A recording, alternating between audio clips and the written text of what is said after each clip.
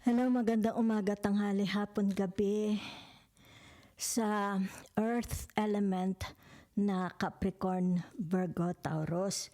Bibigyan ko po kayo ng reading sa mga natitirang araw ng buwan ng July at sasakupin na natin yung buong buwan ng Agosto. Okay? So titingnan po natin ang ano ang meron sa inyong energy, ano ang gusto nyong malaman, and what's the message for you. Okay?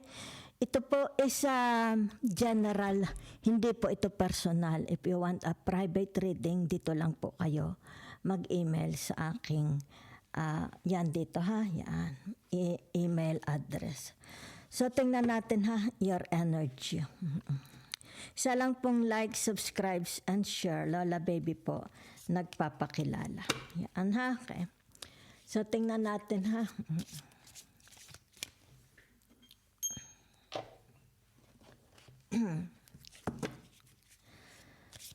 What's your aura? Okay. Sexual arts. Abay, bakit kayo ba in love? It seems in love kayo. It's like meron kayo ba ito or someone's energy? Kasi itong taong ito, pinagpapantasyahan niya itong taong ito. Diba? It's like sa panaginip, kumbaga dito doon lang niya na-express. It's like doon niya lang nayayakap. O baka meron siyang tendency na gusto niyang makita ang taong ito. Diba? Para kumbaga dito ma-feel niya uli. Physically. Yan Meron dito it's like pagnanasa. Okay? Yan. So meron itong tinatawag na number 33 ko idadaw natin sa number 6. Okay? It's about self-expression. Diba? So, maaring dito baka kayo or yung asawa ninyo, diba? O nobya mo, gusto nilang ilabas. Baka sila is yung tinatawag merong inhibition, diba? Baka meron silang gustong ilabas, sabihin sa inyo na baka natatakot sila na baka tawanan mo sila, di ba? Kasi it's like sa fantasy lang nila ito binubuo. Okay, yan. Sabihin na natin baka gusto nila na tinatawag na mercenary, at baka pagod na sila sa mercenary position, di ba? Maaring ang gusto nila yung tinatawag parang Kama Sutra, more expressive, more para dito yung tinatawag na magkaroon sila ng satisfaction, di ba? Ay hindi ko lang alam, hindi ba siya satisfied sa inyong tinatawag na performance, sex intercourse, di ba, sa kama? Hindi ba siya excited? Hindi ba siya contented? Sino yan? Ikaw ba yan or siya? Okay? Or pwede rin ito yung tinatawag, meron tao dito pinagpapantasyahan niya ito. Okay? Yan. Baka ito yung mga exes nyo, baka ito yung mga admirers nyo, di ba? Sino nagpapantasya? Ikaw ba or sila? Okay? Letting go, di ba? Yan, Kung meron halimbawa, sabihin na natin, whatever is that, di ba? Sakit sa puso, material man ito, love romance man ito, tao man ito, friends, di ba? Trabaho, whatever, di ba? Kasawian, kalugihan, bankruptcy, di ba? Baka na-scam ka, whatever yung na-experience mo. Maybe ito yung tinatawag, very, very traumatic sa inyo, di ba? Since ito yung merong number 26, kung i-down natin ito sa tinatawag number 8, di ba? Maaring sabihin na natin may kabiguan ka kaysa sa pag-ibig, di ba? It's like akala mo soulmate mo sila. Or ito yung tinatawag, this person is haunted, okay? Haunted siya ng tinatawag na relationship na ito nangyari, the past, okay? Yan, bumabalik, yan It's like, para baga siya yung tinatawag na sinisisi, di ba? Pwede rin naman ito hindi love romance. Basta ito yung tinatawag, meron ditong paninisi. Sinisisi siya. Okay? Or sinisisi niya yata ang sarili niya. Let it go. Okay? Yan. Kung ito may paninisi, tama na ang paninisi. Kung sinisisi mo ang sarili mo, tama na. Ikaw lang ang nahihirapan. Okay? So, tingnan natin Next. Yan. Ano ito? Family tribe. Okay? It's like a family roots. Di ba? Origin. Yan ang nakikita ko, ha? Maaring sabihin na nating, teka muna, matagal, it's like nagkawatak-watak. Baka ito'y family tree, di ba? It's like, sino ang ninuno mo? Yun ang nakikita ko, ha? Baka ito'y sabihin na nating ipahahanap mo. Okay, halimbawa mga long lost relatives, di ba? Baka sa Facebook, hahanapin, magsa-search. Either ikaw ang magsa-search or sila ang magsa-search. Okay? Ang nakikita ko dito yung tinatawag long lost relatives, di ba? Ibig sabihin nito wala ng contact. So, maaari ito yung tinatawag baka hinahanap. Okay, yan. Baka merong i-inform, di ba? Kasi hinahanap yan ang nakikita ko lang sa vision ko, ha? Family and tribe, okay? Yan. It's like, maaring for some of you, importante ang number one na important sa buhay ninyo, yung tinatawag family. Di ba? Okay. So, tingnan ko lang, ha. There's something to do about family tribe, di ba? Baka dito sabihin na nating magkakaroon ng recollection, family reunion, or baka i-inform ka or i-inform sila, di ba? Baka merong incidents o kaya tinatawag na memories, pwede rin, di ba? Yan. Ang nakikita ko magkikita-kita siguro sila, di ba? Maaring dito long lost It's like, ay, ikaw ang aking kamag-anak, kumbaga dito, kanino kang anak? Sino ga iyong ama? Ay, lulo, ganon, di ba? Yun lang nakikita ko, ha? Okay. Dreaming, fantasizing, daydreaming, nostalgic, love on the brain. Merong in love na in love. Either ikaw ang in love na in love, or merong, kumbaga dito, pinagpapantasyahan kayo. Okay? Kung sino yung pinagpapantasyahan kayo. Capricorn, Virgo, and Taurus. Okay? Fake smiles. Yan, may mga tao. Okay? Yan. So, kala mo lang siguro, no? Yan. Sino ang fake smile? Ikaw ba nagbibigay ng fake smile or sila ang nagpe-fake smile sa iyo? Diba? Okay? Kayo na lang po ang mag-fit, diba? Kumbaga dito'y pakitang tao. Kunyari kaibigan, kunyari concern, diba? Pakitang tao. Plastic! Ibig sabihin plastic. Okay? Kumbaga dito yan, wala nang iniisip ang tao na ito, kundi yung tinatawag tagumpay. Okay? Yan. Puro tagumpay, puro nalaang tagumpay ang nasa isip niya, triumphs, di ba? Yan, winning, di ba? Yun lang ang nasa isip ng taong ito. Ikaw ba yan or sila, di ba? It's like tinatawag, ang nasa isip lang niya is palagi, siya is yung nangunguna, di ba? Siya ang panalo. It's like first place, dapat kanya, di ba? Highest position, dapat kanya, di ba? CEO, dapat kanya, di ba? Nauna sa Mount Everest, the top of Mount Everest, dapat siya, di ba? Baka nagko-collect siya, di ba? Ng trophies, ng awards. Ibig sabihin nito, yung tinatawag, ang nasa isip lang niya is yung makuha, okay? Itong trophy na ito, itong awards na ito. Ibig sabihin, pinaka-importante, number one importante sa kanya ang salitang victory, di ba? Ayaw niya ng tinatawag na kamalian, faults, mistakes, yan. Hindi dapat magkaroon ng mistakes or faults, yan. Okay? Perfecto. Ay, perfectionist ang taong ito. Teka, tingnan ko ha. Tingnan natin saan tayo dadalhin. Okay? Gamit ako ng tarot. What's in your energy? What do you want to know? Yan ha. So meron dito, hindi ko alam kung sa inyo ito lumabas last time or kung kaninong zodiac sa inyo ang binasahan ko. Okay? Ayan ha. Pagpapasisyahan lang at ako'y nagkaroon ng kliyente. Kaya na late ako. Meron akong kliyente. Nagparito. Yan, binasahan ko. So, ito yung tinatawag merong expect. Okay? Hindi mo ito alam. Pwedeng alam mo rin, di ba? Merong new tao pupunta sa inyo. Okay? Yan. Ibig sabihin nito, yung kanyang tinatawag, magbubukas ng kanyang bubuksan na niya yung kanyang saloobin. Magiging prangka na siya sa iyo, di ba? Hindi na siya magpapaligoy-ligoy. Yan. Kung bakit siya pupunta sa iyo. Yan lang nakikita ko, ha? Ito man is sabihin na nating pag-ibig. Baka sabihin na nating, ayan, kasi narito ang the Ace of Pentacles, di ba?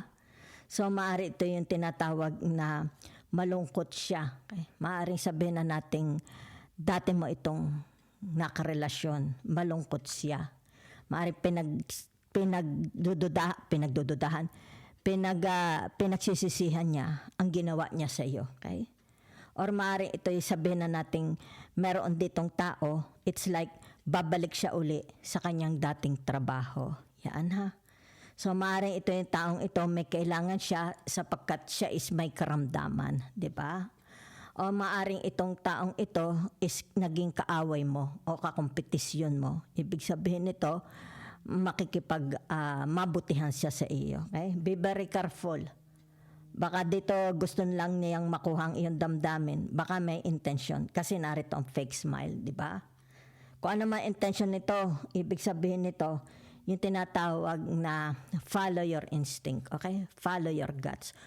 Follow what your inner voice is saying, okay? Baka naman yan kunya-kunyari laang, di ba? Tapos mamaya, wawasakin ka na niya. Baka iba ang storing sabihin niya sa iba, okay? Yan.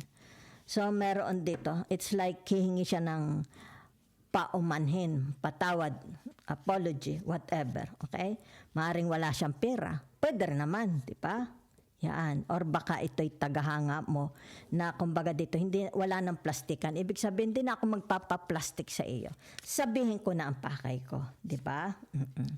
So, narito ang tinatawag na the 7, okay? The 7 of Swords, yan. Kasagutan sa problema, yan. Gusto niya ng kasagutan. Okay? Immediate kasagutan sapagkat magulong-magulo ang kanyang sitwasyon. Okay? Maring magulong-magulo ang kanyang isip. Gusto niya ng kasagutan right away. Bigyan natin ito ng lunas, di ba? Yan. Sino yan? Ikaw or sila? Bahala na kayo. Okay? Yan. Maaari tayong mga kapatid mo, kaibigan mo, mga kolegas mo, pamilya mo, neighbors mo, kung sino man yan, di ba? It's like tapusin na natin ito, what's between us, di ba? It's like conflict, problema, away, tapusin na. At yung tinatawag para magkalimutan na, di ba? Magkapatawaran na. Yan. Kung ano man yan. Baka naman ibig sabihin nito, yung tinatawag, hindi siya nagbayad ng utang, di ba? Kumbaga dito ay magbayad ka na, kaya ako nagparito. So, ibig sabihin nito, yung tinatawag na tatanggapin niya. Okay? Yan.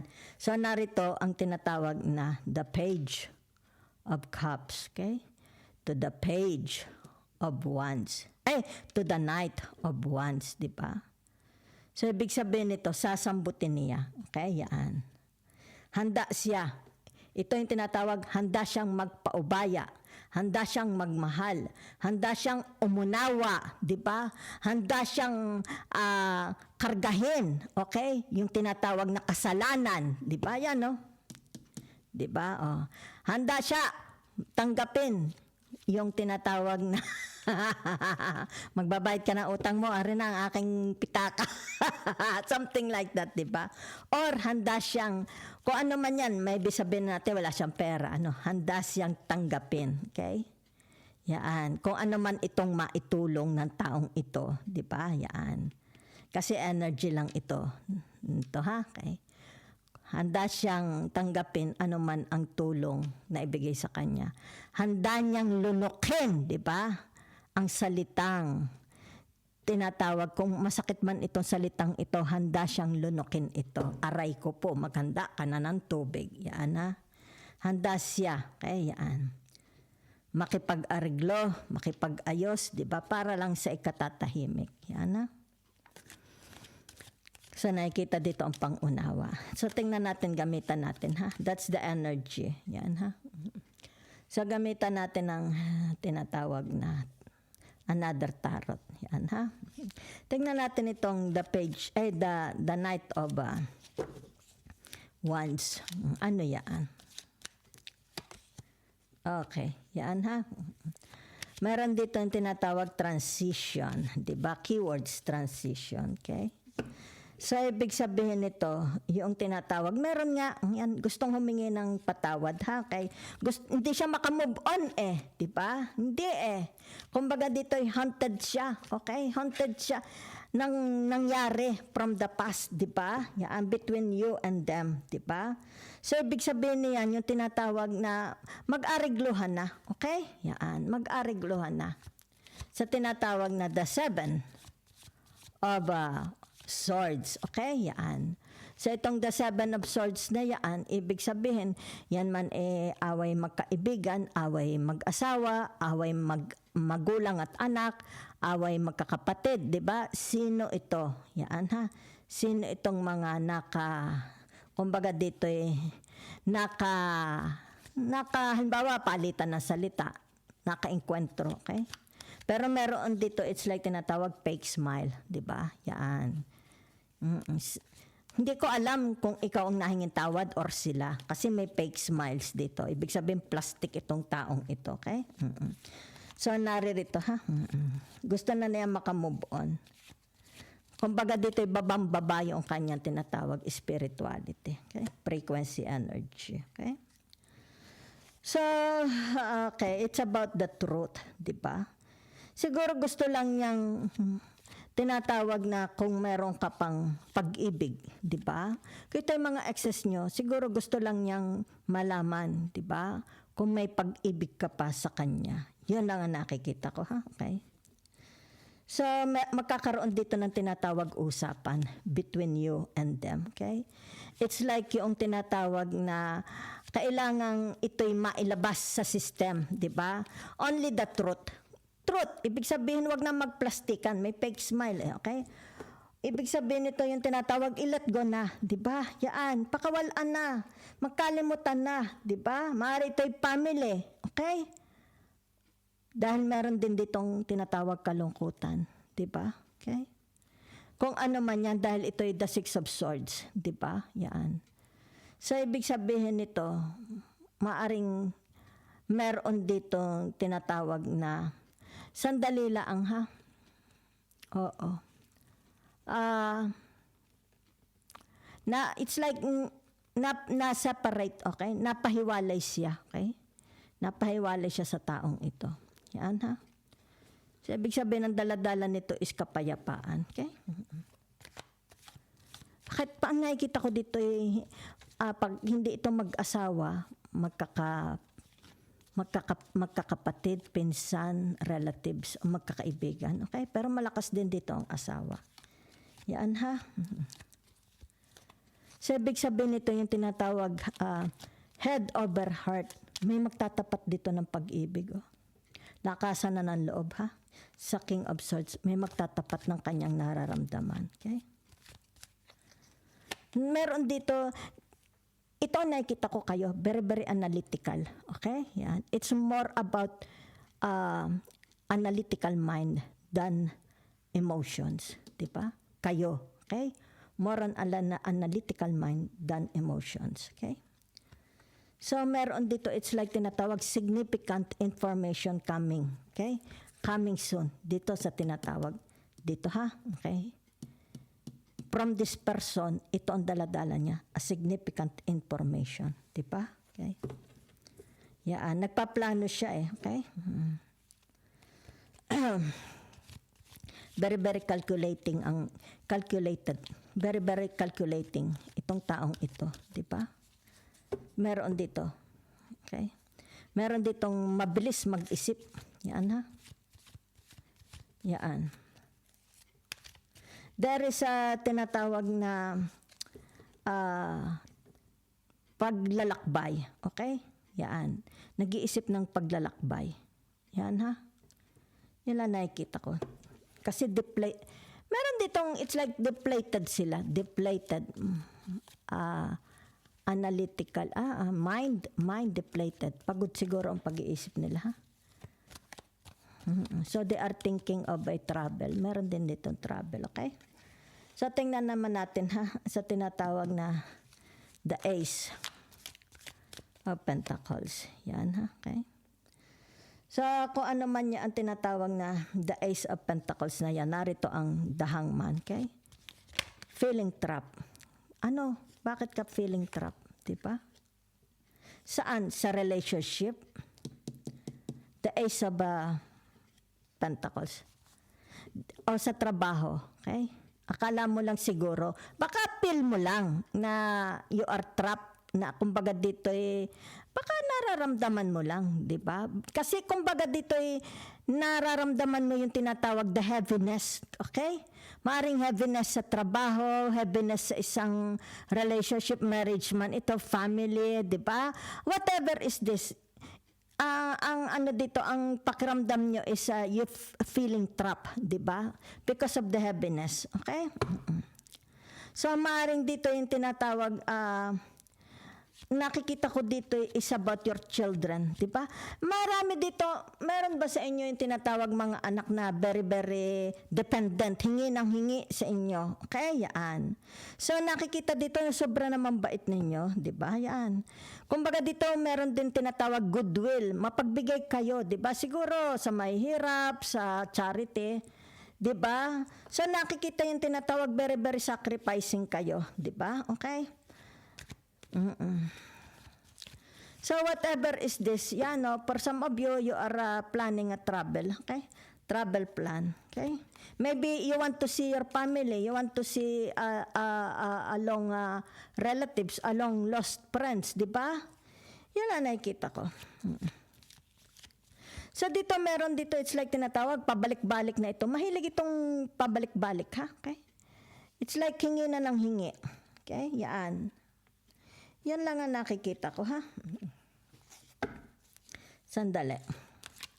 So, meron dito, it's like, either ikaw makakatanggap ng regalo, or sila, o ikaw ang magbibigay, okay? Let's say sabihin natin, in the form of money, in the form, it's like a help, di ba? Pero it's a gift, di ba?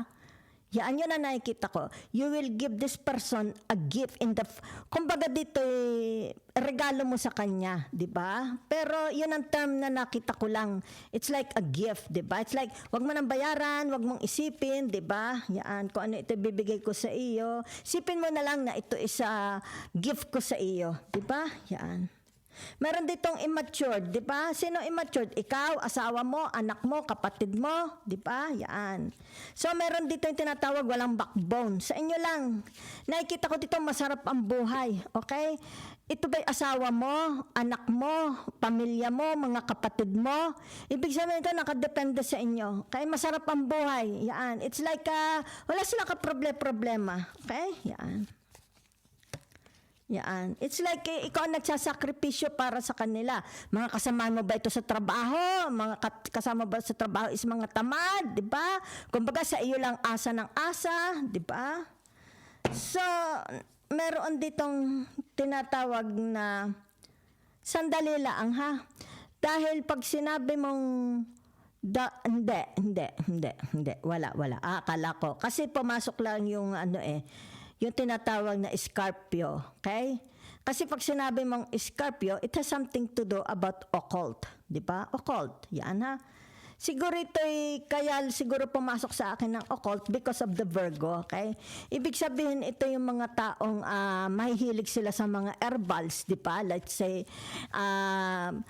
instead of medicines, mga herbals ang kanilang iniinom, di ba? Yan. So, maaring may mga mahilig sa inyo uminom ng tsaa, di ba? It's like tinatawag mint tea, di ba? Green tea, something like that, ha? Okay. So, meron dito yung tinatawag deep feelings. Meron talaga ditong deep feelings. Either ikaw or sila may deep feelings sa inyo. Di ba yan, no? Wala na itong ginawa kundi pagpantasyahan, okay? Magpantasya, mag-daydreaming, mag-imagine, di ba? Yun lang. So, tingnan naman natin itong tinatawag na the Seven of Swords. Yan, ha?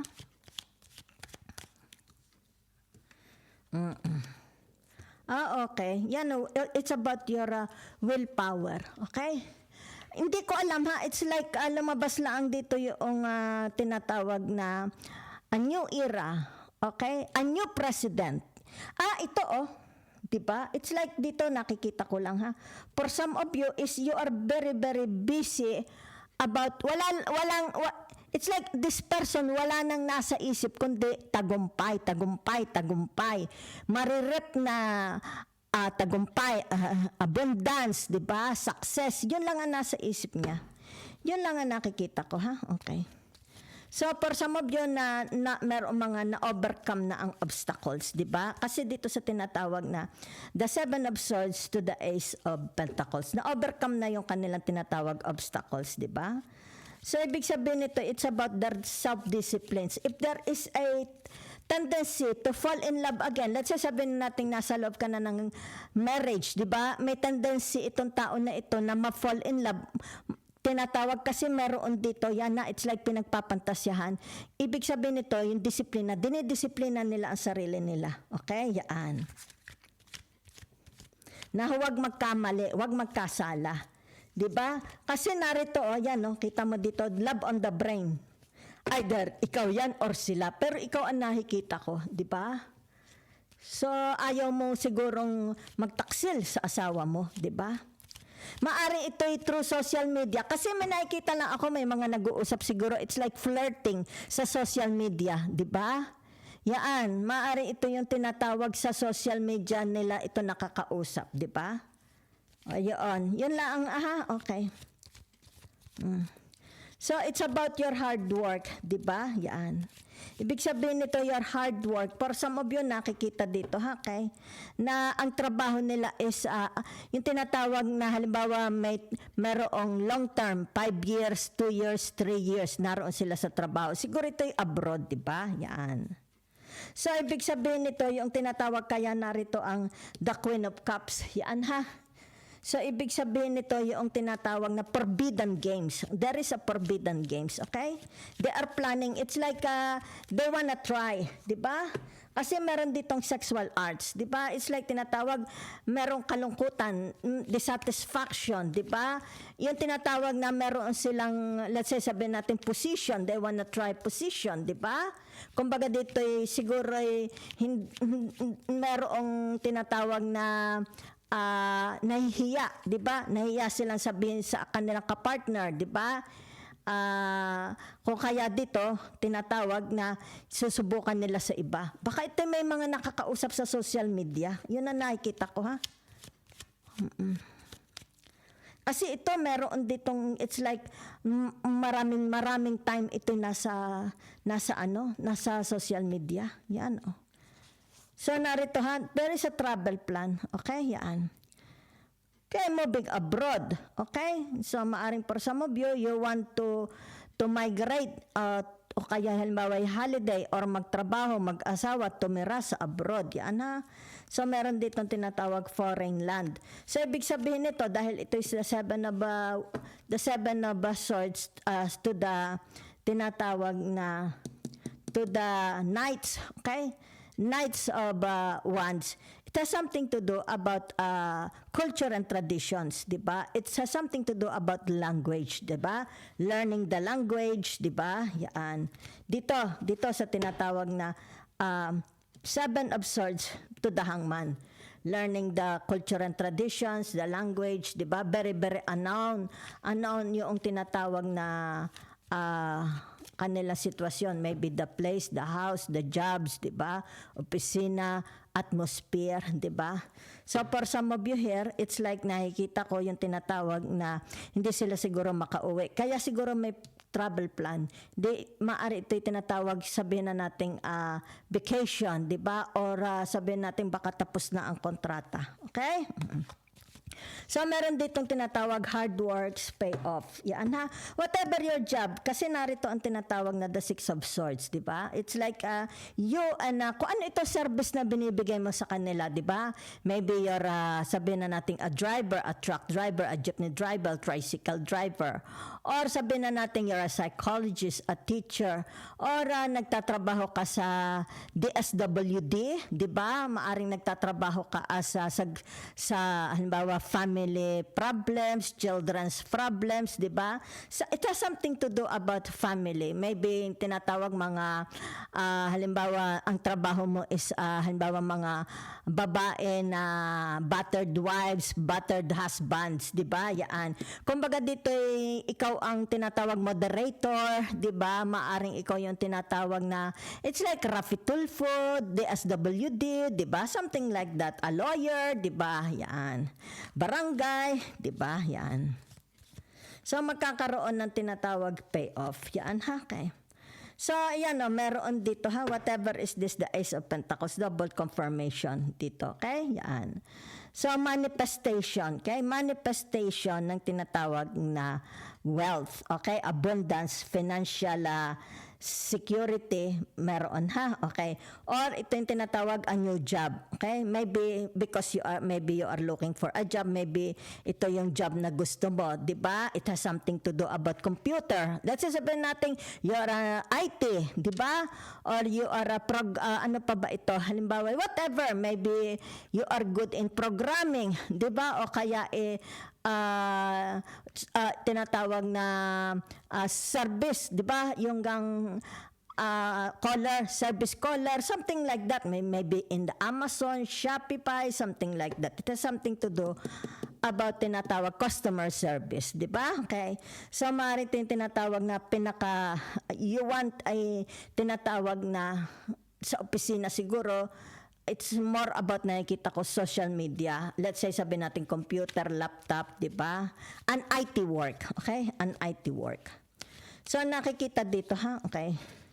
So for some of you, kung halimbawa ay naka-invest ang iyong pera, di ba? Anywhere, magkakaroon dito ng saan naka-invest ang pera ninyo, okay? Kasi dito sa Ace of Pentacles, it's like, halimbawa nag-invest kayo sa restaurant, nag-invest kayo sa tindahan, nag-invest kayo sa trading market, sa trading currency, trading market, di ba? Yan. Magkakaroon ng tinatawag, kasi narito ang the Three of Wands, so meaning to say, magkakaroon ng tinatawag na paglago, increase, okay? It's like buy and sell. Yan. Maybe you're in the selling of currency, di ba? Of bitcoins, yan, no? Di ba? Yan, no? So, it's more about your investment. Magkakaroon ng tinatawag na, ano, yan, no? Di ba? Abundance. Okay? So, dito tayo sa cups. Ano tawag dito? The Page of Cups. Yan, ha? Okay. So, ano nakikita ko dito? Okay? A conflict. Okay? Conflict between you and this. Diba? Ibig sabihin, paano na? Ibig sabihin, magpalampasan na. Okay? Palampasan na. Yan ha? Para magkaroon ng tinatawag na, katahimikan. Magkakapatid man ito, magkakaibigan, kung saan man yan ha? Okay? So, ibig sabihin ito yung tinatawag na crossroads. Okay? Meron ditong difficult decision. Mahirap pagpilian. Di ba? Mahirap magdesisyon. Di ba? Ano yan? Di ba? Alin? Bakit? It's like tinatawag na meron ba ditong a marriage? Ang nakikita ko dito is this has something to do about conjugal properties, assets, or tinatawag marriage. Okay, maaari ito yung tinatawag barangay, or a mayor, or a Supreme Court, or a divorce, simbahan, di ba? Annulment, legal separations, di ba? So, ibig sabihin nito, meron dito yung tinatawag na yung takot mo, facing your fears. You have to face, meron dito, it's like tinatawag, makikita mo na yung fears, okay? Before your eyes. Yan na, you have to be very, very ready. I do not know. Yun lang ang nakita ko, ha? Yung tinatawag na kinatatakutan mo, okay? Makikita mo na ang kinatatakutan mo, okay? So, meron dito tinatawag na torn between two lovers. Turn between two relationship. Baka ito yung infidelity. Baka may malalaman ka, okay, na infidelity. Ikaw ba ang gumawa ng infidelity or kapartner mo? Okay? So, kaya malakas dito ang tinatawag the Ace of, double confirmation and the Ace of Pentacles, di ba? Sa tinatawag the Seven of Swords and the Hangman, okay? At saka dito sa the Chariot, di ba? Yan, Maybe sabihin natin there is a rumors na ito yung tinatawag kinatatakutan mo. Kumbaga dito may duda ka na, okay? Yan may duda ka na, okay? Pero yung tinatawag, totoo pala ito. Yan ha. So maaring sa social media, di ba? Sabihin na natin, baka ito yung masasaksihan mo from friends, from neighbors, from at work, family, or social media. Okay? So thank you very much po.